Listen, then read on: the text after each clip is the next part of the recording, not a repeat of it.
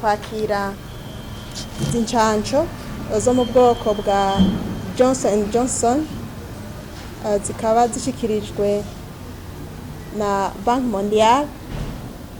Tuboneyeho gushimira la Banki Mondiale hamwe n'abandi bose basanze bariko bafasha Uburundi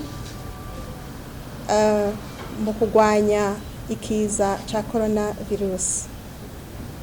Abarundi rero twababwira ko izo ncanco ziriho kubavyifuza, ariko twomenyesha yuko urucanco nyamukuru batokwibagira yuko ari ukubandanya bakurikiza impanuro bahabwa n'abajejwe amagara y'abantu mu gukaraba kenshi gashoboka n'amazi meza hamwe n'isabuni, mu kwirinda kuramukanya bakorana mu ntoki canke bagwana mu nda, kwambara udufukamunwa ahantu hakoraniye abantu benshi no muri ziriya modoka zunguruza abantu n'ibindi n'ibindi.